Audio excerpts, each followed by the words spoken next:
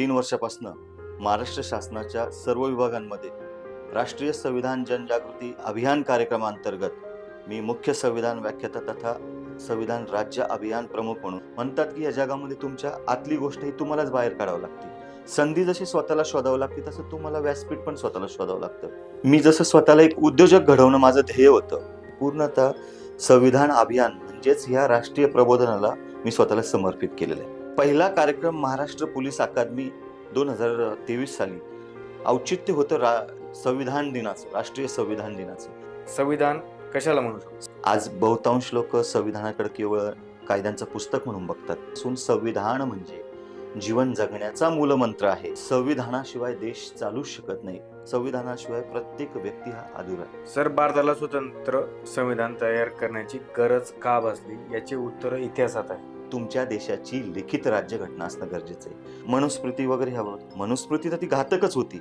ते मनुस्मृती तिथं त्या कलमाने बेचिराग करून टाकलेले. कलम 340 तुझ्यासाठी लिहिलंय की बाबासाहेब आंबेडकर हे आंतरराष्ट्रीय ज्ञानाचं प्रतीक आहे. आणि मुळात संविधानाने स्थापित केलेली लोकशाहीची व्याख्या ती छत्रपती शिवरायांच्या रयतेचे राजे, रयतेचं राज्य या संकल्पनेत दडलेली आहे. एखाद्या सिव्हिल हॉस्पिटलला, शासकीय हॉस्पिटलला जर फार मोठ्या अधिकाऱ्याची पत्नी गेली डिलिव्हरीसाठी, फार मोठा एखादा आमदाराची बायको गेली आणि एखादा रस्त्यावरचा गरीब भिकारी व्यक्ती त्याची बायको जरी गेली ना, म्हणून त्यांच्याकडे जातीय विषमतेतून बघितलं जाते. आज माझं स्वतःचं परीक्षण आहे. मी ठणकावून अधिकाऱ्यांना पण सांगतो की चालणार नाही. बंधुत्व भाव तर सर 2500 वर्षापासून भारत हा जगाला शिकवतोय. कोणीतरी तुम्हाला काहीतरी सांगताय किंवा काहीतरी चुकीचा मेसेज तुमच्यापर्यंत पोहोचतोय, तुम्ही त्याला खरं मानतायत आणि त्यानुसार तुम्ही वागतायत. तुमचा जन्मच मुळात 26 जानेवारी 1950 नंतर. यू कॅन गो, तुमचं वेळ संपली. भारतीय संविधानाने दिलेले अधिकार त्वरित आठवतात, पण सगळ्यात दुर्दैव आमचं की आम्हाला कर्तव्याचा विसर पडतो. सध्या देशामध्ये काय घडतंय, कशामुळे घडतंय हे मलाही पण कळतंय आणि तुम्हाला पण कळतंय. आपल्या कुटुंबात सुद्धा लोकशाही की आम्हाला अधिकार तेव्हाच मिळतात जेव्हा आम्ही आमचे कर्तव्य पूर्ण करतो. लोकशाहीची निश्चितच सध्या हत्या होत चाललेली दिवसेंदिवस. शब्दात उत्तर हवं तुमच्याकडनं की आता वापर कसा होतो संविधानाचा वापर चुकीचाच होतोय सर, 100% चुकीचा होतोय. थोड्याच कालावधीमध्ये, येणाऱ्या कालावधीमध्ये भारतात खूप मोठं परिवर्तन दिसणार नाही तर 100% होणार. सर्व स्नेहींना माझा सस्नेह नमस्कार. आज जनतेचं व्यासपीठ, या व्यासपीठावर मी आज इथे माझ्या संविधानाची वाटचाल, संविधानिक प्रवास शेअर करण्यासाठी सौरभ देसले सर यांच्या समवेत आज आलेलो आहे. माझं महाराष्ट्रातील तमाम प्रशासकीय अधिकारी, नागरिक आहेत, सर्वांना एक आव्हान असेल की ह्या जनतेच्या व्यासपीठाच्या माध्यमातून यशस्वी उद्योजक आहे, यशस्वी अधिकारी आहेत, वेगवेगळ्या स्तरातील यशस्वी प्रेरणादायी व्यक्तिमत्व आहे, त्यांचे व्हिडिओ याच्यातून शेअर केले जातात. मी सर्वांना आवाहन करतो की ह्या चॅनलला सबस्क्राईब करा, जास्तीत जास्त ह्या चॅनलचा तथा ह्या व्हिडिओचा प्रसार आणि प्रचार करा. धन्यवाद.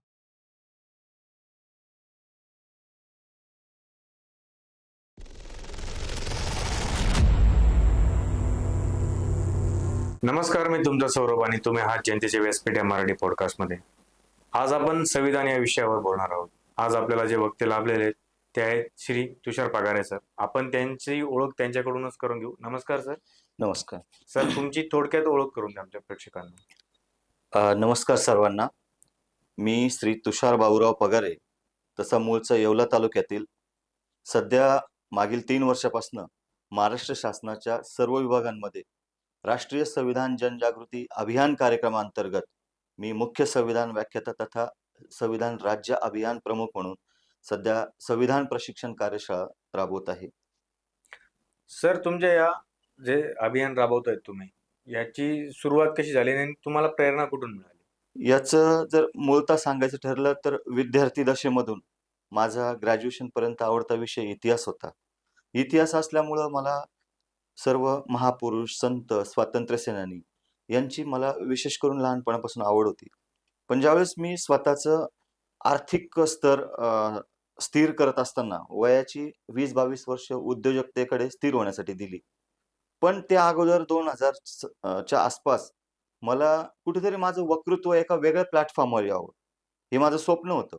पण 2020 म्हणजे साधारणतः कोरोना कालावधीनंतर माझ्यातली ती गोष्ट मी बाहेर काढली. कारण म्हणतात, की या जगामध्ये तुमच्या आतली गोष्ट ही तुम्हालाच बाहेर काढावी लागते. संधी जशी स्वतःला शोधावी लागते, तसं तुम्हाला व्यासपीठ पण स्वतःला शोधावं लागतं.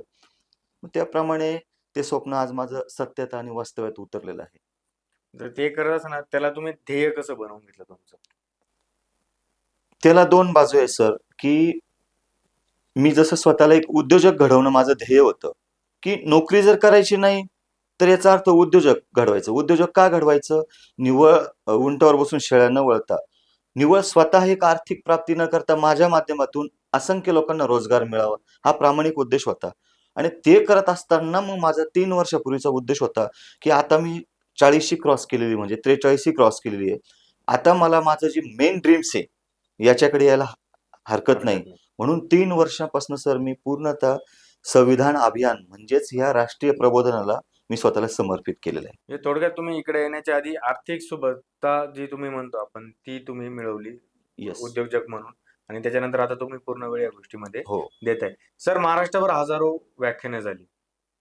त्या हजारो व्याख्यानातून तुम्हाला असा एखादा अनुभव आला की तो तुमच्या स्मरणात आहे आणि तुम्ही आज इथं आम्हाला तो सांगा.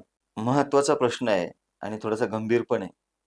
मी बोलण्यापेक्षा मी बोलणं उचित नाही ठरणार. पहिला कार्यक्रम महाराष्ट्र पोलीस अकादमी 2023 साली औचित्य होतं संविधान दिनाचं, राष्ट्रीय संविधान दिनाचं.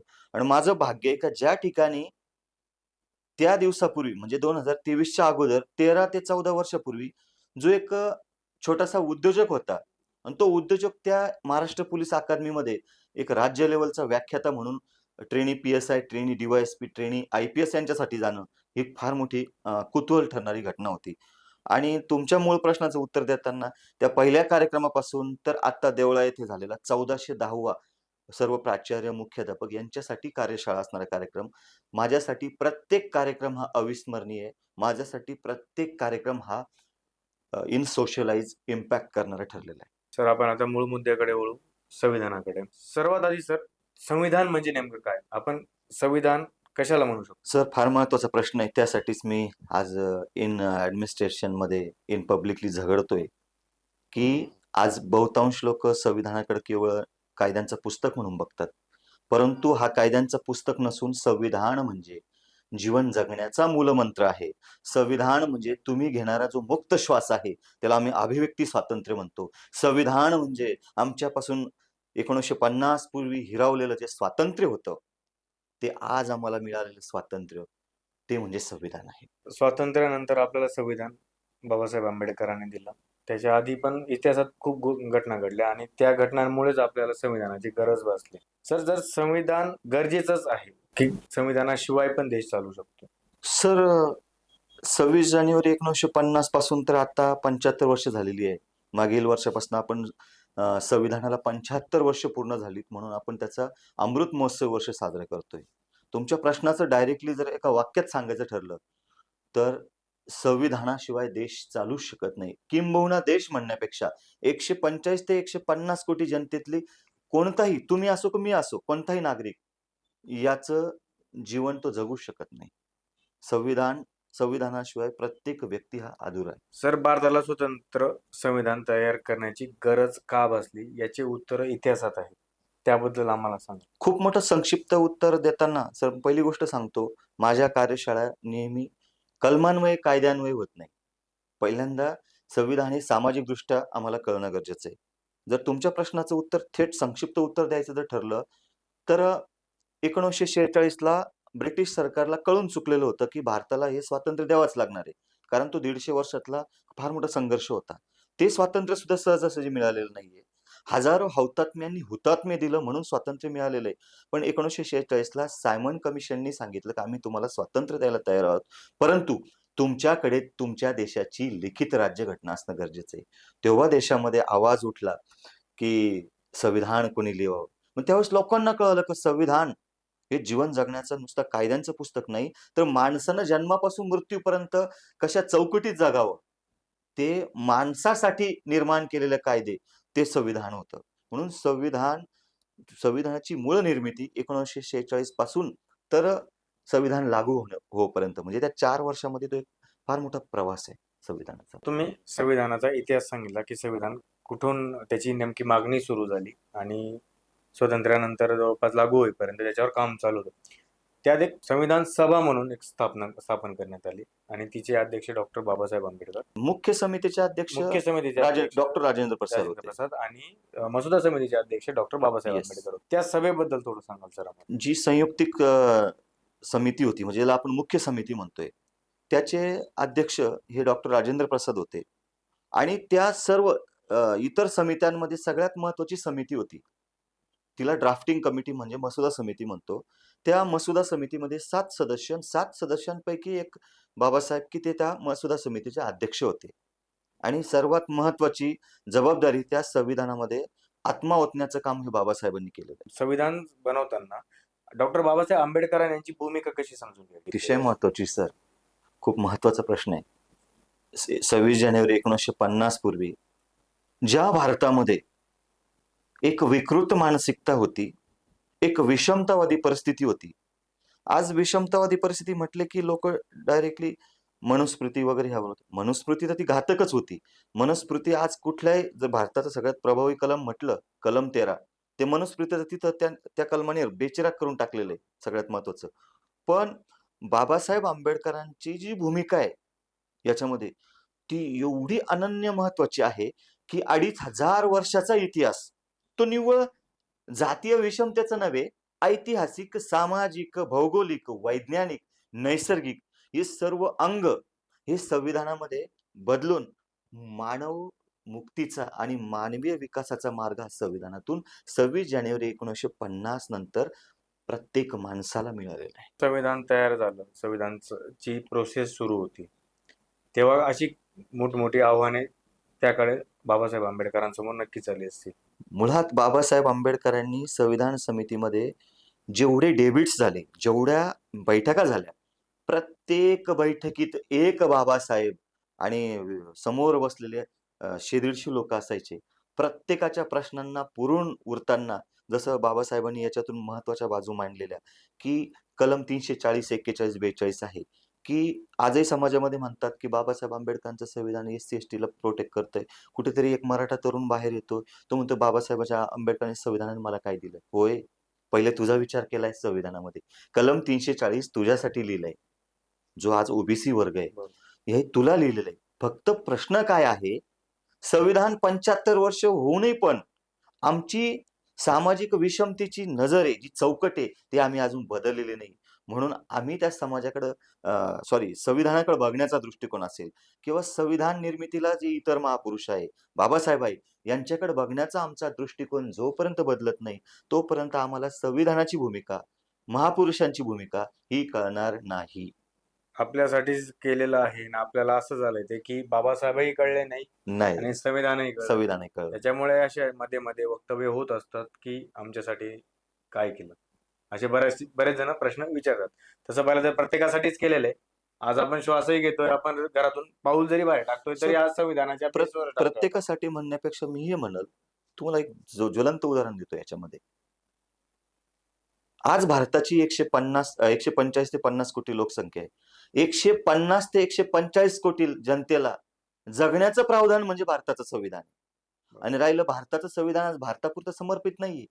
साऊथ आफ्रिकेसारखा देश, त्याचे राष्ट्राध्यक्ष म्हणतात की डॉक्टर बाबासाहेब आंबेडकर हे आंतरराष्ट्रीय मानव मुक्तीचे उद्गाते. मग ते कधी म्हटले? त्यांनी बाबासाहेब आंबेडकरांनी लिहिलेल्या लिखित राज्यघटनेचा अभ्यास केला. किंबहुना भारतातल्या, जगातल्या सर्व देशांनी यांचा अभ्यास केला. म्हणून अमेरिकेसारखा देश सुद्धा म्हणतोय की बाबासाहेब आंबेडकर हे आंतरराष्ट्रीय ज्ञानाचं प्रतीक आहे. फरक फक्त हाच आहे का अजून आम्ही बाबासाहेबांना समजू शकलो नाही. म्हणजे शोकांतिका आहे की आपल्याला बाबासाहेब आंबेडकर कळले नाही आणि आपल्याला म्हणजे अर्धवट बुद्धीचे लोक आपण म्हणू शकतो, ज्यांनी अर्धवट वाचन केलं किंवा मौखिक ज्या ऐकलेल्या गोष्टी त्याच्यावर किंवा आता सोशल मीडिया, व्हॉट्सअप, युनिव्हर्सिटीवर आलेले चुकीचे मेसेज हे खरे मानून जे लोक आपले मतं मांडतायत ते अतिशय चुकीचं आहे. आणि आपण त्या माणसाबद्दल किंवा त्या माणसांबद्दल ज्यांनी याच्यात योगदान दिले त्यांच्याबद्दल बोलण्याची आपली खरंच लायकी नाहीये. असेही लोक आज त्याच्यावर टीका करतायत, टिप्पणी करतायत, हे खूप कुठेतरी वाईट वाटतं सर. सर, संविधानाची मूळ व्यवस्था या विषयावर आपण आता बोलणार आहोत. संविधान ही फक्त कायद्याचे पुस्तक आहे की जगण्याचा मूलमंत्र? निश्चितच सर, संविधान हे जगण्याचा मूलमंत्र आहे. आपल्या जन्म दाखल्याच्या नोंदीपासनं तर आपण हे विश्व सोडून गेल्यानंतर ज्याला मृत्यूच्या दाखल्याची नोंद म्हणतात, आणि मधला जो प्रवास आहे बरोबर. कोणाचा 70, 80, 100 वर्षाचा असेल, त्या प्रवासामध्ये त्या व्यक्तीची वैचारिक, विकासक, सामाजिक, आर्थिक, वैज्ञानिक, नैसर्गिक आणि धार्मिक ही सर्व जडणघडण ही संविधानाच्या अखत्यारीत होते. सर, आम्ही भारताचे लोक, हे प्रिएम्बल मधलं पहिलंच वाक्य आहे. याचा अर्थ आम्हाला डिटेलमध्ये समजून सांगा, अरे कारण वा. खूप गरजेची गोष्ट आहे, कारण सगळं त्यातच सामावलेलं आहे सगळं. मी नेहमी एक गोष्ट म्हणत असतो की भारतीय संविधान जर समजून घ्यायचं असेल तर आपल्याला फक्त संविधान म्हणजे प्रिअम्बल, जी भारताच्या संविधानाची उद्देशिका आहे, ती जरी आपण मूळ वाचली, तिला जर आपण समजून घेतलं तरी भारताचं संविधान समजण्यासारखं आहे. सर, एक सांगतो तुम्हाला, आजही आमच्या थोडं इतिहासामध्ये जाण्यापेक्षा आपण इतर देश आणि भारताला कम्पेअर करूया. अमेरिकेमध्ये अ, अध्यक्षीय पद्धती आहे. प्रत्येक देशामध्ये वेगवेगळ्या आहे. काही देशांमध्ये, फ्रान्समध्ये संयुक्तिक आहे दोन्ही. पण एकटा भारत आज का वेगळा पडतोय? त्याचं एक ज्वलंत पुन्हा उदाहरण देतोय. आज संपूर्ण विश्व बेरोजगारीला, लोकसंख्येच्या भडीमारीला, उपासमारीला बळी पडतंय. पण अखंड विश्वात भारत आजही स्थिर आहे. पूर्ण विश्व जाणतंय का या भारताच्या संविधानामुळे भारत आज स्थिर आहे. सत्ताधारी जे असतील, सत्ता चालवणारे असतील, निश्चितच त्याला कारणीभूत असेल, त्याबद्दल शंका नाही. पण सगळ्यात महत्वाचं जर उदाहरण जर आम्ही घेतलं, तर भारताचं संविधान ही इतकी भरभक्कम व्यवस्था आहे, की आपल्या देशावर आर्थिक संकट येवो, बेरोजगारीचं संकट येवो, जोपर्यंत संविधान आहे, तोपर्यंत या भारतातला प्रत्येक व्यक्ती हा सर्व अंगांनी संरक्षित असणार आहे. म्हणजे आज आपण म्हटलं तर राजकारणी जरी देश चालवत आहेत, तर ते पण समोर संविधानाला ठेवूनच काम करतात. सर, त्याबद्दल मी गंभीर वाक्य बोलतो. सत्य आहे. माझं स्वतःचं आज 1400 हा कार्यक्रम 2.5 वर्षच झालेले आहे. जशी आत्ताची आषाढी एकादशीची वारी सुरू आहे. म्हणजे माझं नाव टोपल पांडुरंग आहे. तर ती आषाढीची वारी वारकरी संप्रदाय किंवा वारकरी वैचारिक व्यवस्था म्हणजेच भारताचं संविधान आहे. आम्हाला मराठी माणसाला जरी याचा वारकरी संप्रदायाचा मूळ उद्देश जरी आम्ही समजला ना, तरी मी म्हणतो संविधान समजलं. आणि म्हणून एक कठीण वाक्य माझं ऑब्झर्वेशन सांगतो. सर, संविधानावर जे टीका करतात ना, संविधान फाडतात वगैरे, काय अनुचित प्रकार करतात, संविधान मानणाऱ्या लोकांचं संविधान संरक्षण नाही करत. संविधान नाकारणाऱ्यावर किंवा संविधानावर टीका करणाऱ्या लोकांचं पण संविधान संरक्षण करतंय. संविधान कुठंच भेदभाव करत नाही. बिलकुल नाही. संविधानासाठी सगळे समानच आहे. सर्व समान आहे. म्हणजे तुम्ही त्यांच्या फेवर मध्ये राहा, त्याचं पालन करा किंवा तुम्हाला माहिती ते करा, आणि जे अपोजिट म्हणजे विरोध करतात त्या गोष्टी, त्यांनाही संविधान तेवढंच सांभाळतं. Yes, yes. लोकशाही, स्वतंत्र, समता आणि बंधुता हे मूल्य आम्हाला थोडं डिटेलमध्ये सांगाल. लोकशाही याचं खूप ज्वलंत उदाहरण आहे सर. माझ्या व्याख्यानात नेहमी असतं, त्याला मी थेट आपला न म्हणता पहिल्यांदा माझा म्हणतो, कारण मला अभिमान वाटतो सांगायला, की 1600 शतकामध्ये अखंड विश्वमध्ये असा एक राजा होऊन गेला. त्याला आज आम्ही हिंदवी स्वराज्याचे संस्थापक म्हणतोय. पण मला मराठी तरुणांना हे सांगावंसं वाटतं, माझ्या राजाला गिनीज बुक ऑफ वर्ल्ड रेकॉर्डमध्ये रयतेचा राजा म्हणतात. आणि मुळात संविधानाने स्थापित केलेली लोकशाहीची व्याख्या ती छत्रपती शिवरायांच्या रयतेचे राजे, रयतेचं राज्य या संकल्पनेत दडलेली आहे.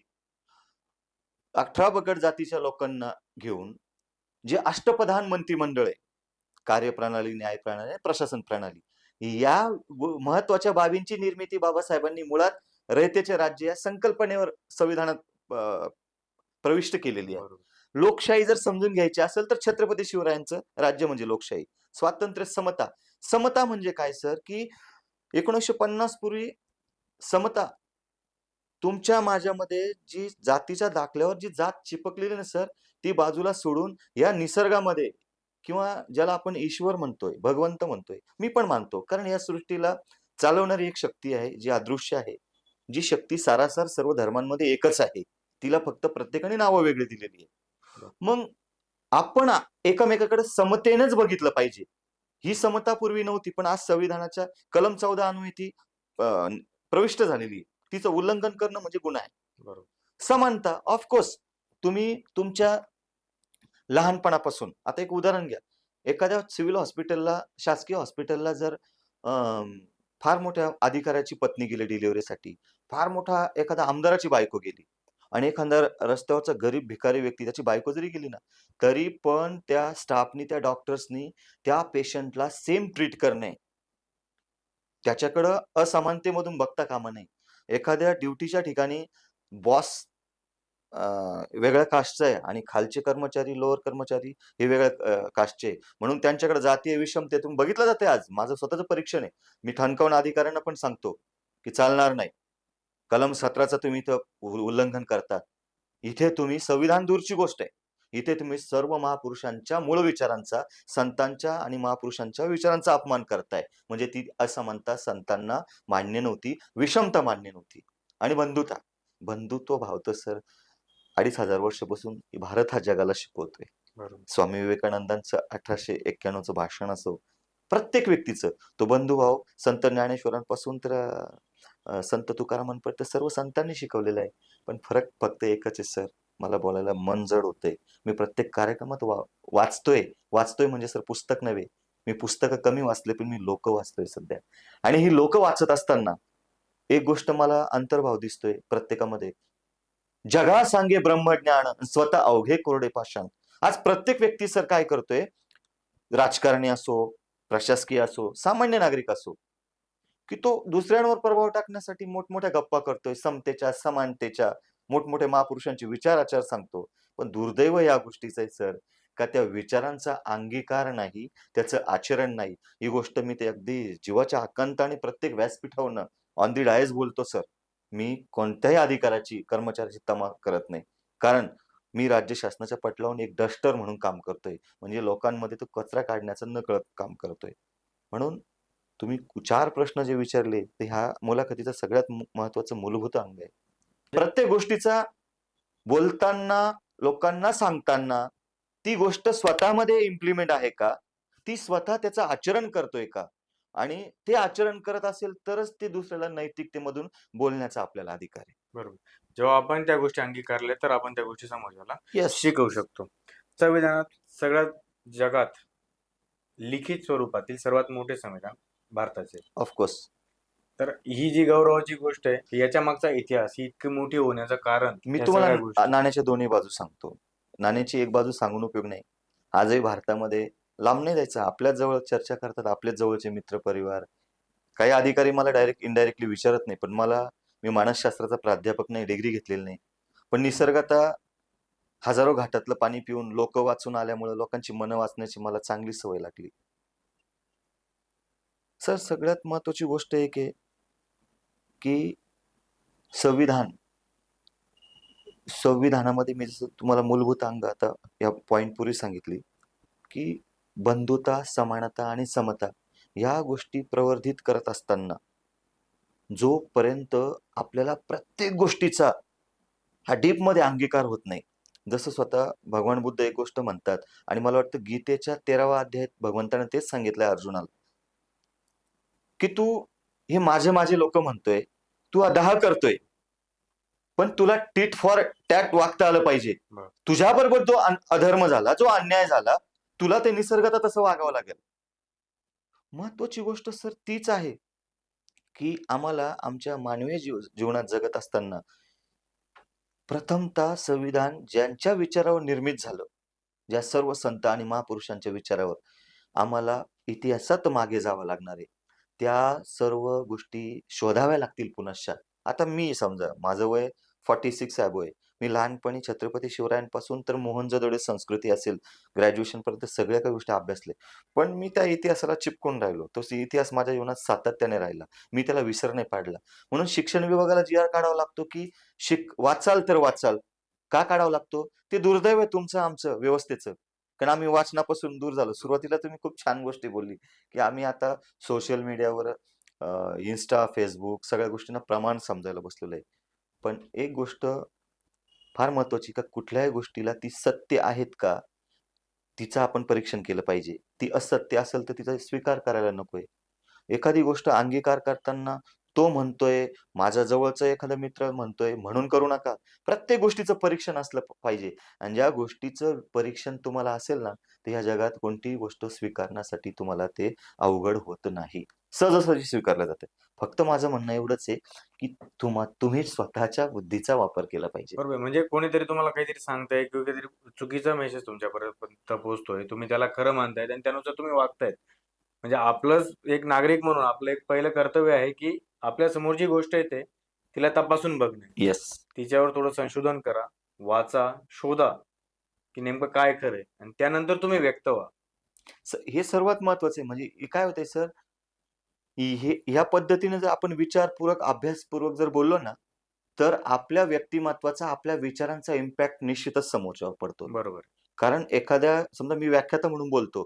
मी कधीच अशा गैरसमजामध्ये वावरत नाही, की आता सध्या गट शिक्षण अधिकारी कार्यालयामध्ये प्रत्येक तालुका स्तरावर मुख्याध्यापक, प्राचार्य यांची कार्यशाळा चालू आहे. मला सुरुवात करतानाच एक गंभीर वाक्य बोलावं लागतं, की इथं बसलेले जे उपस्थित लोकं आहेत, की त्यांनी मुळात मला घडवलेलं आहे, गुरुजन वर्गांनी. मी तुमच्या समोर बोलण्याचं धाडस करतोय. फक्त मला थोडंसं समजून घेण्याचा प्रयत्न करा. बरोबर. म्हणजे सांगायची गोष्ट काय, की आपण समोरच्याला बोलत असताना ते जर विचारपूर्वक, अभ्यासपूर्वक बोलणं जर असेल, विधान असेल, तर त्याचा इम्पॅक्ट पडतो, अन्यथा पडत नाही. आता जे वक्त्याला सगळ्यात महत्त्वाची गोष्ट आहे, की त्यांचा जो प्रेक्षक वर्ग आहे, तो वक्त्याला समजून घेणार हवा. येस. तेव्हाच ते कम्युनिकेशन जे होणार आहे, जे बोलणार आहे, त्याचा फरक जाणवणार. नक्की. जे संविधान नागरिकांसाठी दिलं, त्याच नागरिकांसाठी संविधानामध्ये काही अधिकार आणि कर्तव्य पण सांगितलेले आहेत. सगळ्यात महत्त्वाचा भाग आहे सर.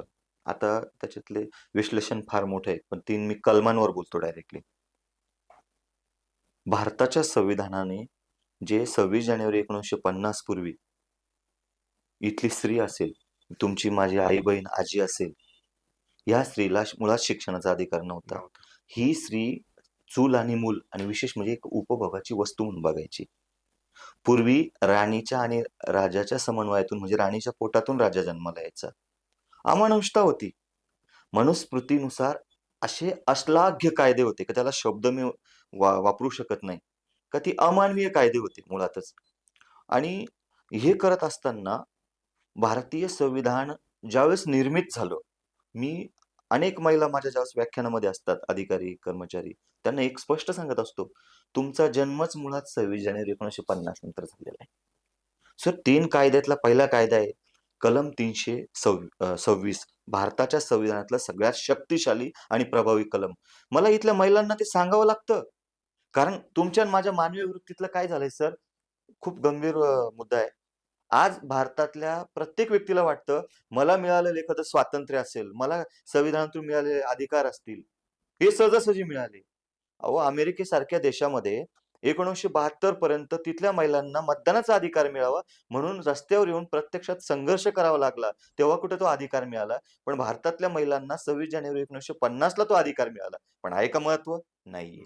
नागरिकत्व. अहो, नागरिकत्वाचं सोपं उदाहरणादाखल बोलतो. माझ्या तुमच्या घरातनं जर एखादा आपण पर्यटनाला बाहेरच्या देशात गेलो ना, तर आम्हाला ठराविक दिवसाचा व्हिसा मिळालेला असतो. जर तो व्हिसा संपला ना, तर आम्हाला फार प्रेमाने, सन्मानाने सांगितलं जातं, "यू कॅन गो. तुमची वेळ संपली." संपले. आपली बरोबर. मुलं शिकायला जातात, जर त्यांचा कालावधी संपला, तर व्हिसा नाही भेटला, त्यांना परतावं लागतं.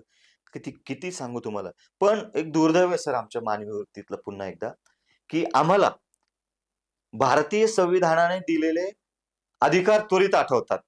पण सगळ्यात दुर्दैव आहे आमचं, की आम्हाला कर्तव्याचा विसर पडतो. काय रे बाबा, ज्या दिवशी मतदान आहेत, त्या दिवशी अ, आपण मस्त ट्रिप फिरायला इकडे-तिकडे जातो. जाऊ द्या, सरकार असे तसे. अहो, सरकार कोणतंही येवो, कोणताही पक्ष येवो, मुळात एखादं सरकार चुकीचं असेल, पक्ष चुकीचा असेल, तर याला जबाबदार नागरिकच आहे. मी तर स्पष्टपणे गंभीर विधान करतो सर. आजच्या काळामध्ये जे काही आंदोलनं उभं राहत आहे सद्यस्थितीमध्ये भारतामध्ये, जी परिस्थिती उद्भवलेली ना, याला मी स्पष्टपणे सांगतो, याला जबाबदार 100% नागरिक आहे. एकाने मला तर कालच ऑन द डायस प्रश्न विचारला, "सर तुम्ही नागरिक म्हणतात, मग ईव्हीएमचं काय? ईव्हीएममध्ये तर घोटाळा आहे." म्हटलं, "मी न्यायाधीश नाही. बरोबर. तो न्यायप्रविष्ट भाग आहे. त्यावर मी उत्तर देणं उचित ठरणार नाही. पण सध्या देशामध्ये काय घडतंय, कशामुळं घडतंय, हे मलाही पण कळतंय आणि तुम्हालाही पण कळतंय. सगळ्यात महत्वाचं आहे. मग आपल्याला जर कळतंय, तर खरोखर त्या कलम 326 चा वापर आपण योग्य उमेदवार दिला का? हे आम्ही शोधणं गरजेचं आहे. आम्हाला नागरिक म्हणून जगताना काही कर्तव्य दिलेली आहे. जसं आम्ही शेती करतो. अहो, लोकशाहीची एकच व्याख्या नाहीये. लोकशाहीच्या 8 व्याख्या आहे. एक व्याख्या तुम्हाला सांगतो, कदाचित तुमच्या कानावर आज पहिल्यांदा असेल. आपल्या कुटुंबात सुद्धा लोकशाही आहे. आपण कुटुंबात आहे ना, एक कुटुंब प्रमुख असतो, बरोबर. ती लोकशाही आहे. त्या त्या कुटुंब प्रमुखाने दिलेले नियम असतात. एवढ्या वेळात यायचं, कॉलेजहून आला, एवढ्या वेळात हे कामं करायचे. बायकोने पण माझा एवढा वेळ डबा रिपेअर झाला पाहिजे. मग त्या लोकशाहीमध्ये बायको पण एक कुटुंब प्रमुख बरोबर. आहे. हे कामं मुलीला पण हे कामं झाले पाहिजे, ते ते झाले पाहिजे. म्हणजे कामं वाटून दिलेली असतात. तिथे पण लोकशाही आहे. प्रश्न हा महत्वाचा आहे, की मला एक वाटतं सर, आम्ही कॉलेजला शिकलोय, की आम्हाला अधिकार तेव्हाच मिळतात, जेव्हा आम्ही आमचे कर्तव्य पूर्ण करतो. आणि संविधानाचा मूळ तोच उद्देश आहे.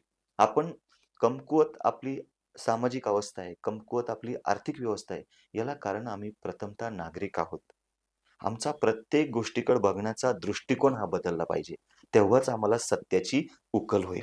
म्हणजे जेवढ्या प्रमाणात अधिकार महत्वाचे आहेत, मला वाटतं तर अधिकारांपेक्षा कर्तव्य जास्त महत्वाचे आहेत. सर्वात प्रथम ते बजावले पाहिजे. कर्तव्य बजावले ना, तुम्हाला निसर्गतः अधिकार प्राप्त होतात. अधिकार प्राप्त होतात. एकदम बरोबर आहे सर. संविधान आणि लोकशाहीचं नातं किती घट्ट आहे? तर संविधानाचा मूळ अंग मूळ अंग म्हणजे संविधान ज्याच्यावर उभं राहिलेलं आहे. आणि आता जर प्रशासकीय म्हणजे संविधानाच्या भाषेत सांगायचं ठरलं, संविधान जगातलं एकमेव असं भारतातलं आहे सर.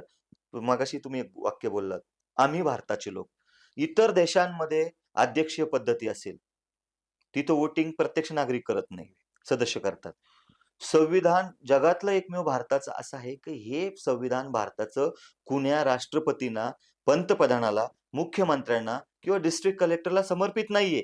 भारताचं संविधान हे लोकांसाठी समर्पित आहे. जशी लोकशाहीची व्याख्या आहे, लोकांनी लोकांसाठी चालवलेली एक नियम प्रणाली म्हणजे लोकशाही आहे.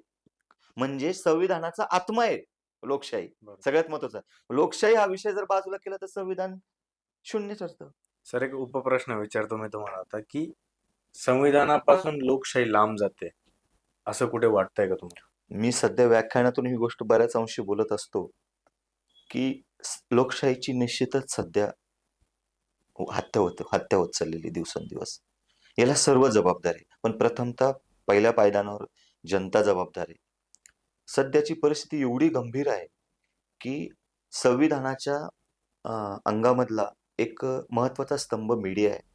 मी माझं प्रखरपणे निरीक्षण नोंदवतो, की देशामध्ये आज नीटचे पेपर फुटताय.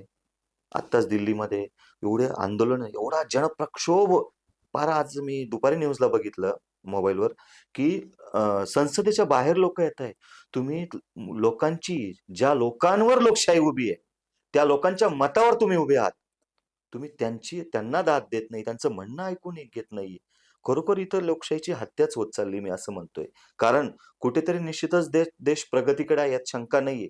पण असं पण कुठेतरी जाणवतंय का देश खरोखर हुकुमशाहीकडे पण वाटचाल सुरू झालेली दिसते. पण जशी लोकं डायरेक्ट एखाद्या पक्षाला, सत्ताधाऱ्यांना दोष देतात ना, मी याच्यावर खूप गांभीर्यपूर्वक, अभ्यासपूर्वक सांगतो, की याला जनताच जबाबदार आहे सर. भारतीय संविधानाने धर्मनिरपेक्षता हा मुद्दा दिलेला आहे. खूप महत्त्वाच्या अंगाकडे येतोय. तुम्ही प्रश्न नाही विचारला, पण मीच मांडतो, की धर्मनिरपेक्षता. भारत हा धर्मनिरपेक्ष आहे म्हणजे भारत हा कुठल्या धर्माने स्थापित नाही. आज काही लोकं काही अपप्रवृत्ती तसा प्रयत्न करताय. तो कुठलाही धर्म असो मग. बरोबर. भारत हा धर्मनिरपेक्ष आहे. भारत हा कुठल्याही धर्माचा केंद्रस्थानी नाही. भारताचं संविधान हे कुण्या एका धर्मालाही समर्पित नाहीये. बरोबर. भारताचं संविधान सर्व धर्म, समाज, जाती, हजारो भाषा, सर्व स्त्रिया, सर्वांना समर्पित आहे. म्हणून आजच्या आमच्या व्यवस्थेचं दुर्दैव का कुठेतरी जनता ही धर्मांध होत चाललेली आहे. आणि धर्मांध होत चालल्यामुळं सत्यापासून लांब जात चाललेली आहे. सत्य म्हणजे काय आहे? माझ्या भाषेत सत्य म्हणजे संविधान आहे आजच्या स्थितीमध्ये. पण ते समजून घेण्याची आमची आज मानसिकता नाहीये. मानसिक आहे. म्हणून मी याला जनतेलाच जबाबदार धरतो. सर तुम्ही आता बोलता बोलता म्हणले, की भारत हा लोकशाहीकडून हुकुमशाहीकडे जाताना दिसतोय. संविधान कमजोर वाटतंय, पडतंय, की काही अपप्रवृत्तीचे लोक किंवा काही ठराविक वर्ग हा जड भरतोय? फार महत्वाचं वाक्य आहे सर. मी नेहमी व्याख्यानातून बोलत असतो. त्यासाठी एक दाखला देतो. 1951 ला BBC न्यूजला फार महत्वाचं समयसूचक उत्तर हे. BBC न्यूजने विश्वरत्न डॉक्टर बाबासाहेब आंबेडकरांना एक प्रश्न विचारला, की डॉक्टर बाबासाहेब आंबेडकर हे संविधान योग्य की अयोग्य हे तुम्ही कसं ठरवाल? तर बाबासाहेब आंबेडकरांचं एक उत्तर फार समयसूचक होतं आणि ते आज सत्यात उतरलेलं आहे. आज पण मी एक स्टेटमेंट बाबासाहेबांची क्लिप बघितली, ती पण सांगतो. पण बाबासाहेब आंबेडकरांनी उत्तर दिलं, मी कधीच म्हणणार नाही हे भारताचं संविधान योग्य आहे आणि मी कधीच म्हणणार नाही हे अयोग्य आहे. हे संविधान ज्या त्या तत्कालीन परिस्थितीमध्ये कशा नैतिकतेची, कशा वृत्तीची लोक आहेत, त्यांची नीतिमत्ता कशी आहे, ते धर्मांध होऊन संविधानाचा वापर फक्त विशिष्ट धर्मासाठी करतात काय, तो संविधानाचा वापर स्वतःच्या हुकुमशाही प्रवृत्तीसाठी करतात काय, त्या संविधानाचा वापर जनकल्याणार्थ, जनहितार्थ होतोय काय, त्या बाजूंवर, त्या सत्य परिस्थितीवर त्या संविधानाची योग्यता आणि अयोग्यता ठरणार आहे. आज संविधान, अनेक लोक आज बोलतात कारण ते संविधानाचा बाजू जाणून घेत नाही. बरोबर. संविधान चुकीचं आहे. बघा आता एखादी गोष्ट आपल्या समाजात, एखादी गोष्ट जर चुकीची घडली, लोक उठतात, याला संविधान जबाबदार, संविधान बदला. अरे मी सांगतो, अरे बाबांनो, संविधान कालही चुकीचं नव्हतं, आजही नाही, उद्या पण नसणार आहे. कारण संविधान, ज्यावेळेस तुम्ही चुकीचं म्हणता ना, मी थेट आरोप करतो अशा वृत्तीच्या लोकांना, तुम्ही छत्रपती शिवरायांच्या रयतेच्या राज्यावर आरोप करता. बरोबर. हे माझं समयसूचक विधान आहे. राज्यात पहिला आरोप करणारा मीच आहे. ज्यावेळेस एखाद्या व्यक्तीनं जर संविधानावर आरोप केला ना, मी सांगतोय का तुम्ही छत्रपती शिवरायांच्या रयतेच्या राज्यावर आरोप करता. थोडक्यात संविधान ज्याच्या हातात आहे, जे पॉवरमध्ये आहे, ते त्यांचा यूज कसा करतायत त्यानुसार त्याचा अर्थ ते निघणार. त्यानुसार निघतोय. आणि आता तुम्ही म्हणलेच की बाबासाहेब आंबेडकर म्हटलेच होते की ज्या ज्या परिस्थितीत त्याचा जसा जसा वापर होईल तसा तसा ठरवायचं, म्हणजे ठरवता येईल की हे योग्य वापर होतोय की अयोग्य वापर होतोय. बरोबर एकदम. सर, एकाच शब्दात उत्तर हवंय तुमच्याकडनं की आता वापर कसा होतो संविधानाचा. संविधानाचा वापर चुकीचाच होतोय सर, 100% चुकीचा होतोय. सर, कारण दिल्लीत आता जे जंतर मंतरवर सुरू आहे, जे सोनम वांगचुक यांना नेलंय तिथून, अभिजित दिपके झालं आणि बाकीचे जमलेल्या जमावावर जो लाठीचार्ज झालाय, हे कुठेतरी लोकशाहीच्या विरोधात आहे. सॉरी टू से, आणि बट सगळ्यात संविधान पण या गोष्टीचे मन मन हे हेलकावून देत नाही. मन हेलकावून गेलंय माझं दुपारपासनं. सर, हा अप्रत्यक्षरित्या नाही तर प्रत्यक्षरित्या भारतीय नागरिकांच्या मूलभूत अधिकारावर घाला झालेला आहे. यासाठी न्यायव्यवस्थेनं पुढे यायला पाहिजे. लोकांना प्रोटेक्ट केलं पाहिजे. न्यायव्यवस्थेनं इथल्या सरकारला आदेश दिले पाहिजे. मग ती आपल्या राज्यातली परिस्थिती असो की पूर्ण देशातली. आज जरी मी मगाशी तेच तुम्हाला बोलताना मुद्दा मुद्दा अधुरा राहिला, की संविधानाच्या 4 आधारस्तंभांपैकी एक मीडिया आहे. पण आज मीडिया 100% कुठेतरी चुकताना दिसतोय, की मीडिया आज दिल्लीतलं, आज नागपूरमध्ये आज झालं, मध्य प्रदेशमध्ये पण मी लाईव्ह बघितलं. अरे तुम्ही हे लोकं का नाही दाखवते? ठीक आहे, एक व्याख्या सांगतो. 100 लोक आहे. 100 लोकांमध्ये तुम्ही 100 लोक आहे आणि मी एकटा आहे. मी जर एखादं विधान केलं, पण 99 लोकं तुम्ही जर त्याला चुकीचं ठरवताय, ते पण पुराव्यासह, तर मी बरोबर कसा? बरोबर. माझं थेट स्वतःला चॅलेंज आहे. मी जगाला नाही करत. मी सुद्धा मान्य करेल की मी चुकीचा आहे. कारण 99 लोकं पुराव्यासह, वस्तुस्थिती, परिस्थितीसह मांडताय, म्हणजे मी 100% चुकीचा आहे. बरोबर. तसं मीडियाला का समजत नाहीये? एवढे लोकं, तरुण, तरुणाई जर प्रक्षोभ करते, आज का सोनम वांगचुक यांना ॲडमिट केलेलं आहे. मला एक कळतंय, की सध्या लोकशाही कुठेतरी धोक्यात येत असताना मूलभूत अधिकारांवर 100% गदा येते आणि हे असं होणार आहे सर. आपल्या देशाशेजारी बघा, पाकिस्तान, बांगलादेश, आपण अनेक परिस्थिती बघतोय. मी व्याख्यानातून मला अनेक लोकं, अधिकारी, कर्मचारी विचारतात, "सर, मग भारताची तशी वेळ येईल का?" मग त्यांना मी प्रतिप्रश्न केला, "तशी वेळ आपल्याला अपेक्षित आहे का?" "नाही सर, तुम्हालाही वाटणार नाही, मलाही वाटणार नाही." ठीक आहे, बरोबर आहे. आज आपल्या देशामध्ये स्थिरता काय आहे? का भारताच्या संविधानाचे मजबूत स्तंभ आहेत. परंतु आज आपल्या भारतामध्ये गेल्या 6 महिन्यापासून तरुण वर्ग, युवा वर्ग रस्त्यावर यायला लागलेला आहे. म्हणजे 100% ती कुठल्यातरी एक बदलाची चिन्ह आहे असं मला वाटतंय. तुम्हाला काय वाटतं सर की जे नेपाळमध्ये घडलं तसं त्या मार्गावर भारत आहे असं वाटतंय का तुम्हाला? त्या मार्गावर मी निश्चित नाही म्हणणार. म्हणता येणार नाही. कारण कसं माहिती का सर, तुम्ही असो, मी असो, आम्ही स्वतःपेक्षा सर्वात जास्त विश्वास असला पाहिजे म्हणण्यापेक्षा 100% विश्वास संविधानावरच असायला पाहिजे. जोपर्यंत संविधान आहे ना, तोपर्यंत भारत-पाकिस्तान कधीच होणार नाही. लक्षात घ्या. बरोबर. परंतु जसं मी एक उदाहरण सांगतो सर. केंद्रीय मंत्रिमंडळाचा प्रमुख पंतप्रधान नरेंद्र मोदी आहे. गृह खातं एकाकडे, संरक्षण खातं एकीकडे. जरी कॅबिनेटमध्ये काही, जसं राज्य मंत्रिमंडळात घ्या, देवेंद्र फडणवीस मुख्यमंत्री आहे. कॅबिनेटमध्ये वेगवेगळ्या खात्यांचे वेगळे प्रमुख आहेत. जरी एखाद्या विभागाचा प्रमुख हा निर्णय घेतोय, आपल्याला दिसताना तो समन्वयातून दिसतोय. तरी पण आपण तात्काळ काय करतोय, वरती पंतप्रधान नरेंद्र मोदींना जबाबदार गृहीत धरतो, देवेंद्र फडणवीस यांना गृहीत धरतो. परंतु माझ्या एका सूक्ष्म परीक्षणानुसार एखाद्या राज्याचा मुख्यमंत्री असेल, देशाचा पंतप्रधान असेल, हा 100% गृहीत नसतो सर. बरोबर. खाली जी यंत्रणा आहे, ज्या विभागाचा मंत्री आहे, त्याच्याही खाली एक प्रशासकीय यंत्रणा आहे. तिथे लोकप्रतिनिधी, आमदार, खासदार पण आहे. म्हणून याला जबाबदारी एक व्यक्ती, एक मंत्री निश्चित नसतो. याला पूर्ण एक व्यवस्था जबाबदार आहे. सगळ्यात महत्वाचं. सर, ही व्यवस्था लोकशाहीची, संविधानाची जी मोडतोड लावली, ही कितपत हानिकारक असू शकते भारतासाठी? स्वतःचं एका वाक्यात उत्तर देईल. स्वतःच्या सूक्ष्म अभ्यासातून. जर नागरिकांच्या मूलभूत हक्कावर, अधिकारावर जर गदा यायचं प्रमाण जर थांबलं नाही, तर एक वाक्याने मी बोलत असतो, ते बोलतो. त्याला निसर्ग संकेत, ईश्वरी संकेत म्हणतो मी. अति तेथे माती. थोड्याच कालावधीमध्ये, येणाऱ्या कालावधीमध्ये भारतात खूप मोठं परिवर्तन दिसणार नाही, तर 100% होणार. हे मी स्वतः अनुभवलंय. 100% परिवर्तन होणार आहे. कारण काय झालंय सर, स्वतः बाबासाहेब आंबेडकर असतील, छत्रपती शिवराय असतील, महर्षी धोंडोकेश्वर कर्वे असतील, स्वातंत्र्यवीर सावरकर असतील, संत ज्ञानेश्वर, सर्व संतांनी म्हटलंय की अन्याय करणाऱ्यापेक्षा अन्याय सहन करणारा गुन्हेगार आहे. बरोबर. आणि ही जी दिवसेंदिवस ही जी परिस्थिती बोकाळते, जी वाढत चालली ना, हिला जबाबदार मी पुन्हा सांगतो, हे जबाबदार नागरिक आहे. नागरिक. जोपर्यंत नागरिक जर अन्याय होत असेल, कारण एखाद्या जर गोष्टी जर शासनाकडनं, व्यवस्थेकडनं चुकीच्या लादवल्या असतील, या 1-2 व्यक्तींसाठी लादवल्या जातात का? या त्या विभागातल्या समूळ नागरिकांसाठी लादवल्या जातात. मग त्यासाठी एका व्यक्तीने आवाज उठवला पाहिजे का? याला समूळ, आणि कदाचित तो आवाज न उठवता म्हणून इथल्या व्यवस्थेचं, शासनकर्त्यांचं फक्त आहे. ही सर्वात म्हणजे सर्वांची जबाबदारी आहे सर. सर्वांची एकट्या जबाबदारी आहे. दुकट्याची जबाबदारी ही नाही, नाहीये. सर्वजण जेव्हा उठतील, जेव्हा आपल्या हक्कांसाठी लढतील, उभे राहतील, तेव्हा कुठेतरी या गोष्टी आपल्याला मिळतील किंवा आपल्या प्रश्नांची उत्तर आपल्याला मिळतील. Yes, yes. तुम्ही म्हटले की लवकरच पुढे असे आहेत, म्हणजे वातावरण तसं निर्मित होतंय की बदल होतील बुवा असं. बदल होतील म्हणजे सर, जर वेळीच याला जर शासनाने, सत्ताधारी लोकांनी जर याच्याकडं गांभीर्यानं, नैतिक आणि राष्ट्रीय कर्तव्यानं, कारण इथं बसलेला कोणीच मालक नाहीये. बरोबर. भारताचं संविधान सांगतं की इथला पंतप्रधान नरेंद्र मोदी असेल, मुख्यमंत्री देवेंद्र फडणवीस असेल, मुख्य सचिव असो किंवा डिस्ट्रिक्ट कलेक्टर असो, हे सर्व भारतीय संविधानाने लोकांच्या सेवेत दाखल केलेले लोकसेवक आहे आणि या देशाची मूळ मालक जनता आहे. बरोबर. पण आजच्या मी राज्यामध्ये बघत म्हणजे अनेक ठिकाणी मला असे चुकीचे अनुभव पण आले. तर काही-काही अधिकारी हे एकदम मालक त्या खुर्चीवर बसताना मालक असण्याचा अवेअर असल्यासारखं लोकांशी बोलतात. तो बदल घडवण्यासाठी मी या अभियानातून उतरलेलो आहे.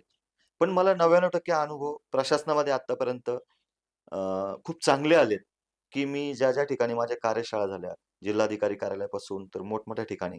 तर याचं कारण असं आहे सर, खूप महत्त्वाची समयसूचक वाक्य वापरतो, की भारताचं संविधान, त्याची कायद्यांची प्रामाणिक अंमलबजावणी होणं, लोकांपर्यंत त्याचं नैतिक कर्तव्य समजून ते कायदे किंवा त्या सुविधा, त्या योजना पोहोचवणं, हे काम इथल्या प्रशासकीय व्यवस्थेचं आहे. आणि कुठेतरी ती प्रशासकीय व्यवस्था सर, मी गंभीरपणे एक गोष्ट सांगतो, ती राबवते. पण माझ्या सूक्ष्म परीक्षणानुसार हे पण लक्षात आलंय, की मोठमोठ्या अधिकाऱ्यांपासून तर तालुका स्तरावर नको तो राजकीय हस्तक्षेप वाढला गेलेला आहे. त्यामुळे माझे अधिकारी, मी माझे म्हणतो सर, मला सांगायला अभिमान वाटतोय, मी आज या राष्ट्रीय स्तरापर्यंत पोहोचलोय, मी ह्या प्रशासकीय अधिकाऱ्यांच्या सहकार्यामुळं, यांच्या योगदानातून. मग योगदान लगेच ते आर्थिक नाही, ते वैचारिकतेचं योगदान आहे. कारण संविधानाचे पुस्तक नाही वाचत आहे सर मी. त्या अधिकाऱ्यांपासून पण मी ज्ञान प्राप्त केलेलं आहे. आणि प्रथमतः हे संविधान ते प्रामाणिकपणे कर्तव्य बजावतात. पण कुठेतरी राजकीय हस्तक्षेप हा होतोय, म्हणून इथला प्रशासकीय अधिकारी सुद्धा सद्यस्थितीत हवालदिल झालेला आहे. संविधान आणि संविधानासमोरील आव्हाने म्हणजे आज जे संविधानात बदल करायचं चालू आहे किंवा जो संविधान आपलं म्हणजे इम्प्लिमेंट झालं पाहिजे, ते त्या पद्धतीने होत नाही. त्याचा कुठेतरी मिसयूज नक्कीच होतोय सर. तर आज संविधानासमोर अशी कोणकोणती आव्हाने? तुम्ही बदल हा शब्द वापरला म्हणून त्याचं उत्तर देतो. स्वतः बाबासाहेब आंबेडकरांनी संविधानात एक गोष्ट ठेवली, तिला अमेंडमेंट म्हणतात, की बदलत्या काळानुसार म्हणजे नैसर्गिक, भौगोलिक, सामाजिक, ऐतिहासिक व वैज्ञानिक सर्व परिस्थितीनुसार त्या काही कायद्यांमध्ये त्या परिस्थितीनुरूप बदल होणं गरजेचं आहे. गरजेचं आहे. मग ते कायद्यांचे बदल होत पण आहे. आता जर तसं बघितलं, 2005 साली बदल झालेला आहे. त्यावेळेस कोणता सत्ता पक्ष होता मला त्याशी घेणं नाही, मी संविधानावर बोलतोय. पण मी एक शिक्षक पाल्य घटक आहे. माझे वडील 40-42 वर्ष सेवा बजावली. माझे वडील 2001-2 ला रिटायर होताना मी बघितलं. पण 2005 ला एक कायदा आला शासकीय अधिकाऱ्यांमध्ये, की ती पेन्शनच बंद केली. आज मी स्वतः एक नोकरदाराचा मुलगा आहे. मला माहिती आहे, की कुठल्याही विभागाचा कर्मचारी असो, किंवा क्लास 1 ऑफिसर असो, तो स्वतःचं जीवन समर्पित ह्या लोकांच्या सेवेसाठी करत असतो. बरोबर. तो स्वतःच्या कुटुंबाला मुकत असतो. सुरुवातीच्या काळापासून तर रिटायरमेंटला सुद्धा. कर्तव्य बजावत असताना नक्कीच परिवाराकडे दुर्लक्ष झालेलं दुर्लक्ष होतं. होतं आणि अशा अवस्थेमध्ये जर आज त्या पेन्शनचा अधिकार काढलेला असेल, संविधानात काही योग्य अमेंडमेंट झाल्या, मी त्यावरही बोलतो. सध्या शासनाने केलेल्या 370 कलम आहे. स्वतः विश्वरत्न बाबासाहेब आंबेडकरांना त्यावेळेस अपेक्षित होतं का 370 कलम हटवावं. पण त्यावेळच्या लोकांनी ते ठेवलं. चर्चेदरम्यान त्याला विरोध होऊन ते विरोध हटवण्यात होऊन आलं. गेला. का? बाबासाहेबांचं म्हणणं तेच होतं, की एका विशिष्ट समुदायाला किंवा विशिष्ट राज्याला दर्जा का वेगळा द्यावा? ते इतर राज्यांप्रमाणे ते त्या कायद्यामध्ये का चालावं नाही? पण आज ते कलम हटवलं. निश्चितच आज तो योग्य बदल आहे. पण सगळ्यात महत्त्वाची गोष्ट आहे, की सर संविधानातल्या सगळ्याच अमेंडमेंट योग्यच असतील असं पण नाहीये. सगळ्यात महत्त्वाची गोष्ट आहे. पण याच्यामध्ये सुद्धा मी पुनश्च सांगतो, की आज संविधान जसं एक 10-15 वर्षापूर्वी लोकांना कळत नव्हतं, लोकं जागरूक नव्हते. आता लोकं सोशल मीडियामुळे प्रचंड अवेअर झालेले, जागरूक झालेले. व्यवस्थेमध्ये कोणता बदल घडवायचा, हे शासकाचं पण काम नाही. तुम्ही म्हणाले असं कसं उत्तर देताय? बरं. प्रशासकाचं पण काम नाही. शासक आणि प्रशासक याला सूचना देण्याचं काम भारतीय नागरिकाचं प्रथम कर्तव्य आहे. काय बदल अपेक्षित आहे, काय लागू व्हायला पाहिजे, काय नाही. जसं आता लांब नका जाऊ. आता फडणवीस साहेबांनी एक गोष्ट सांगितली मुख्यमंत्र्यांनी, की समान नागरिक कायदा लागू व्हावा. आता याचा प्रश्न तुमचा कदाचित पुढे असेल नसेल, पण मी चर्चेत घेतो, की समान नागरिक कायदा बाबासाहेब आंबेडकरांनाच वाटायचं, की तो लागू व्हावा. मलाही वाटतं लागू व्हावा. पण सर, समान नागरिक कायदा लागू होण्यापूर्वी जोपर्यंत तुमच्या आणि माझ्या जातीच्या दाखल्यावर चिपकलेली जात आहे ना, ती नष्ट होणार नाही. तुमच्या माझ्यामध्ये कोणती जात आहे, पण आपल्यात रोटी-बिटी व्यवहार होणार नाही. स विषमता नष्ट होऊन एक मानवीय दृष्टिकोनातून एक मानवीय समूह तयार होणार नाही. तोपर्यंत हा समान नागरिक कायदा कुचकामी आहे. काही लोकं म्हणतात, मग अमेरिकेत कसा? अहो, अमेरिकेमध्ये कोणत्याच व्यक्तीकडे त्या जाती निकषातून बघितलं जात नाही. तिथे इक्वॅलिटी प्रत्येक गोष्टीमध्ये. बरोबर. समानता तर मुळात बाबासाहेब आंबेडकरांनी त्या देशातनं घेतलेला मुद्दा आहे. म्हणून सगळ्यात प्रभावी गोष्ट ही आहे, की आम्हाला ह्या गोष्टी बदल जर घडवायचा असेल, तर नागरिकांना त्या बदलासाठी स्वतः पुढे यावं लागणार आहे. स्वतः पुढे यावं लागणार आहे. म्हणजे थोडक्यात आपल्याला असं म्हणता येईल, की मिळणार आहे ते, पण आपण तयार नाहीत अजून. म्हणजे हो. आपण कॅपेबल नाहीत अजून ती गोष्ट कॅपेबल नाही. घेण्यासाठी. म्हणजे हे जे चेंजेस तुम्ही आता जातीबद्दल बोलले, की दाखल्यावरची जात संपायशिवाय सर्वसमान होणार नाही. आज सर तो कायदा करून पण दिला. तुम्हाला असं कितपत वाटतं, की त्याची इम्प्लिमेंट 100% होऊ शकते असं? याचं उत्तर मी तुम्हाला प्रतिप्रश्न करतो. मिझोराममध्ये काय कायदा आलेला आहे. काय इम्पॅक्ट आहे? मिझोराममध्ये त्या आदिवासी महिलांवर एवढा अत्याचार झाला. अजून पण तो विभाग वंचित आहे न्यायासाठी. न्यायाच्या प्रतीक्षेत आहे.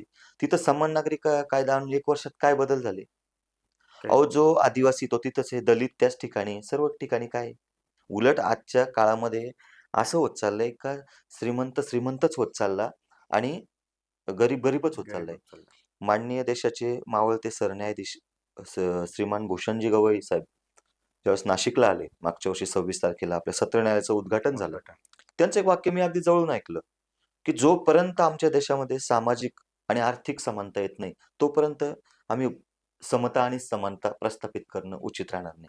खूप मोठं वक्तव्य त्यांनी केलेलं आहे आणि खूप जबाबदारीने बोललेले आहे. जबाबदारीनं बोललेले ते. सर अभिव्यक्ती स्वातंत्र्य दिलेलं आहे आपलं. जे की आता अभिव्यक्त जे म्हणजे आता जी करंट कंडिशन आहे, त्याच्यामध्ये वाटत नाही की अभिव्यक्ती स्वातंत्र्य मिळा म्हणजे वापर होतोय त्या गोष्टीचा.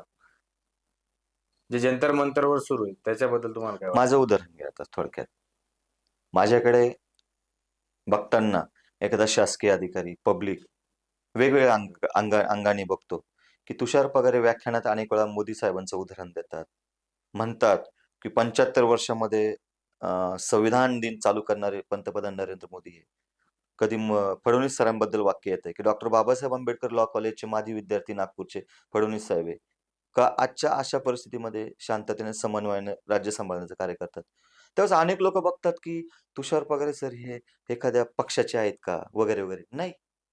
आत्ताच माझी सध्या मुलाखत मुलाखत सुरू आहे. तर या मुलाखतीत तुम्ही एक गोष्ट माझा ऑब्झर्व्ह करत असाल. जी गोष्ट योग्य आहे, मी तिला योग्यच म्हणतोय आणि जी गोष्ट चुकीची आहे, तिला चुकीचं म्हणतोय. माझ्या अभिव्यक्ती स्वातंत्र्यावर मीच स्वतः घाला घालू शकतो. या भारतात कोणीच घालू शकत नाही. कारण माझं प्रोटेक्शन म्हणजेच 150 कोटी लोकांचं प्रोटेक्शन प्रत्यक्षात संविधान करतंय. म्हणून पुनश्च सांगतो, आधी तुम्हाला ते वाचावं लागेल प्रत्येकाला, जाणावं लागेल. त्याशिवाय तुम्हाला तुमचे अधिकार, कर्तव्य कळणार नाही. एक देश एक निवडणूक संविधान कसं बघतो या संकल्पनेकडे? Sir, one nation one election ही संकल्पना म्हणजे अजून अंमलात नाहीये. जर बघितलं तर ही स्तुत्य संकल्पना आहे. पण तिला नाण्याची दुसरी बाजू गंभीर अशी आहे सर, इथं ग्रामपंचायत निवडणुकांपासून जिल्हा परिषदा, आमदार, खासदार निवडणुका याच्यातच कुठे शासनाचं समन्वय नाहीये. त्याच्यातच फार मोठ्या वादविवादात ईव्हीएम सारखे मुद्दे पडलेले आहे. आता इथं थोडक्यात उदाहरण घ्या. पंजाबमध्ये ज्या ग्रामपंचायत निवडणुका झाल्या किंवा केरळमध्ये काही ठिकाणी ह्या बॅलेट पेपरवर झाल्या. तिथं लगेच वेगळे निकाल लागले. बरोबर. मग त्याच्याहून सध्या जनता म्हणजे लोक संभ्रमात आहेत. संभ्रमात. पूर्णपणे संभ्रमात आहे. अहो हे हे इश्यू जोपर्यंत क्लिअर होत नाही ना, तोपर्यंत वन नेशन वन इलेक्शन ही संकल्पना मी तर म्हणतो डोक्यात सुद्धा आणून उपयोग नाहीये. सर कुठे असं वाटतं का, की अशा ज्या गोष्टी आहेत आता ह्या आणून फक्त आपल्याला डायव्हर्ट करण्याचा प्रयत्न असतो. कुठेतरी मुद्द्याच्या विषयावरून हटवून दुसऱ्या विषयावर सर, लक्ष देशात केंद्रित ज्या करण्याचा. परिस्थिती आज गंभीर समस्या म्हणून पुढे येत आहे ना, त्या निश्चितच मी त्याला एखादं शासन, पक्ष नाही म्हणणार. एकच शब्द असतो व्यवस्था. निश्चितच लोकांना त्या मुद्द्यापासून भरकटवण्यासाठी किंवा त्यांचं लक्ष विचलित करण्यासाठी ह्या गोष्टी घडतातच आहे देशामध्ये. प्री प्लॅन असतात या गोष्टी सगळ्या. प्री प्लॅन तर नाही म्हणता येणार. माझ्या तर परीक्षणात असं प्री प्लॅन एखादी गोष्ट नाहीये. बऱ्याच गोष्टी डिबेटला आमच्या मित्रपरिवारांमध्ये पण येतात. म्हणजे इंडिव्हिज्युअल डिबेटमध्ये पण येतात. मला काही-काही म्हणतात, की तो काश्मीरला हल्ला झाला. तो इथल्या सत्ताधारी लोकांनी तो प्री प्लॅन केला ते असं करण्यासाठी. कोणी आपल्या देशामध्ये डायरेक्टली एवढं तर लोकं बाहेरच्या अतिरेक्यांना बोलून तर मारणार नाही. बरोबर. एवढं तर चुकून होणार नाही. उलट मला एक कळतं, की आज देश जर बघितला तर एक मुद्दा आहे याच्यात महत्त्वाचा, की अनेक लोकं म्हणतात, की आज देश विश्वगुरू, महागुरू होण्याच्या आता सध्या देश महागुरू होतोय, की कुठल्यातरी व्यवस्थेखाली दाबल्या जातोय, हे मी सांगण्याची गरज नाही. सर्वांना माहिती आहे. आणि राहिली गोष्ट, देश आज नाहीये महागुरू. महाकारुणी तथागत गौतम बुद्ध यांच्या विचारावर मुळात भारताचं संविधान खरं उभं आहे. स्वातंत्र्य, समता, बंधुता आणि समानता या भगवान बुद्ध चार्वाक यांच्यापासून आलेल्या संकल्पना आहे. त्या रुजवल्या आणि त्यानंतर संत ज्ञानेश्वरा ह्या पहिल्या संत आहे, की ज्यांनी पसायदानाच्या पहिल्या वाक्यातच समतेचं प्रावधान दिलंय. काय म्हणतात ते? आता विश्वात्मके देवे येणे वाग्यज्ञ तोषावे, तोषवणी मज द्यावे पसायदान हे. काय म्हणतात माझे माऊली? की या विश्वातील चराचरातील निव्वळ मनुज नव्हे, या विश्वातील सर्व कीटक, पशु, पक्षी, सर्व जनावर, सर्व वटवृक्ष यांच्या सर्वांच्या जीविताचं संरक्षण व्हावं आणि यांचं मंगलमय व्हावं. म्हणजेच भारताचं कलम 14 आहे. किती बघा ना, किती समन्वय. पण आम्ही कुठेतरी समाजशील घटक म्हणून जगत असताना आम्ही चुकतोय, आम्ही भरकटतोय, आम्ही तात्काळ उचलली जीभ लावली टाळूला, आम्ही लगेच सत्ताधाऱ्यांना दोष देतोय, आम्ही एखाद्या मंत्र्याला टार्गेट करतोय. म्हणजे याच्या मागे माझा अर्थ वेगळा घेऊ नका. स्वतःची कर्तव्य सोडून द्यायची, स्वतःचं परीक्षण सोडू द्यायचं आणि पटकन एखाद्या व्यवस्थेला सत्ताधारी किंवा एखाद्या मंत्री, आमदाराला दोष द्यायचा. टिप्पणी करून मोकळं व्हायचं. अजिबात तसं चालणार नाही सर. म्हणजे विना अभ्यासाची जर टिप्पणी करत असेल तर पण आपण निरर्थक आहे सर, निरर्थक आहे त्या निरर्थक, गोष्टी. निरर्थक. तर संविधान जनजागृती अभियान जे आपण सुरू केलेलं आहे त्याच्याबद्दल आम्हाला सांगा, की त्याची नेमकी तुम्ही तर आम्हाला सांगितलं की प्रेरणा कुठून मिळाली, तुम्ही कसं काम सुरू केलं असं. तर असं मनातून का वाटलं तुम्हाला की ते सर अगदी करावं? 2 लाईनमध्ये सांगायचं ठरलं तर मी ज्यावेळेस कृषी उद्योजक म्हणून जवळ-जवळ 13-14 वर्ष राज्यात पूर्ण प्रत्येक जिल्ह्यांमध्ये फिरत होतो. राज्यामध्ये प्रत्येक तालुक्यातली, गावांमध्ये सामाजिक परिस्थिती, किती विषमतावादी परिस्थिती आहे. कधी-कधी काही महापुरुषांच्या जयंतीला गेलो, संविधानाच्या कार्यक्रमांना गेलो. तिथं संविधानाबद्दलचा डायरेक्टली पहिला समज असा, की बाबासाहेब आंबेडकरांनी लिहिलेलं संविधान हे फक्त दलितांना, जय भीमचे लोक आहेत त्यांना प्रोटेक्ट करतं वगैरे वगैरे. म्हणजे असे वेगवेगळे गैरसमज. सगळ्यात दुसरं निरीक्षण नोंदवलं की छत्रपती शिवरायांच्या जयंतीला जर जायचं ठरलं, माझ्या समवयाची लोक आतापर्यंत म्हणजे 16-17 पर्यंत मी अनुभवले. काही एखाद्या समाजातले मित्र असले ना, "नाही, नाही, जाऊ द्या आपण काय जायचं. ते मराठा समाजापुरतं आहे." मी ते प्रत्यक्षात निरीक्षण नोंदवलं आणि त्याचा माझ्यावर इतका मोठा इम्पॅक्ट झाला, की 2023 नंतर ज्यावेळेस पोलीस अकादमीला मला पहिला कार्यक्रम भेटला. पहिल्या कार्यक्रमात जो एक छोटासा कृषी उद्योजक तिथे गार्ड ऑफ ओनर घेऊन तिथे तो त्या ट्रेनी पी-एस-आय, डी-वाय-एस-पी या लोकांना व्याख्याता म्हणून जातो. तिथून जी प्रेरणा मिळाली तर आजपर्यंत 1410 कार्यक्रमांमध्ये सर, मला कधी-कधी कोणी विचारतं, "का तू याच्यातनं काय कमावलं?" तर जे असं कमावलं, का जे माझ्या कैक पिढ्यांमध्ये कोणी कमावलं नसेल. पहिली गोष्ट काय, का जी सर्व आता वारकरी काळ चालू आहे आषाढी एकादशीचा, की संतांनी मानवीय उद्धारासाठी काय योगदान दिलं आणि महापुरुषांनी काय योगदान दिलं. मी निश्चित संत आणि महापुरुष बाबासाहेब नाही. मी या सर्व संत महापुरुषांचा आणि संविधानाचा पाईक आणि पामर आहे. मला जे शक्य झालं त्यासाठी मी माझं जीवन समर्पित केलं. आणि आज जे मला समाधान आहे सर, ते कैक अब्जावधी, कोट्यावधी पैसे ज्याच्याकडे असतील, त्याच्यापेक्षा कैक पटीने जास्त समाधान मला आहे. कारण कुठल्यातरी एका बदलामध्ये मी उतरू शकलो, त्या बदलाचा एक भाग होऊ शकलो, याचं मला समाधान आहे. सर, हे काम करत असताना तुम्हाला हे अभियान राबवत असताना तुम्हाला सरकारी अधिकारी आणि सामान्य नागरिक यातील समन्वयाबद्दल तुम्हाला काय गोष्टी जाणवल्या? सर मुळात मी या अभियानातून सुरुवातीला जे उतरलो, प्रथमतः मला एक दरी दिसली. समजा आता गावचा ग्रामसेवक आहे, तलाठी आहे.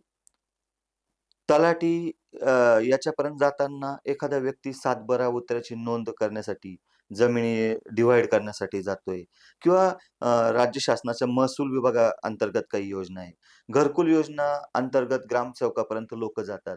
पण त्यांच्यामध्ये ना, प्रत्यक्षात तलाठी आणि ग्रामसेवक ज्या पद्धतीनं ते जबाबदारीनं काम करतात, पण ते त्या पद्धतीनं कोऑपरेटिव्ह पब्लिक नाहीये. हे माझं पहिलं निरीक्षण मला दिसलं.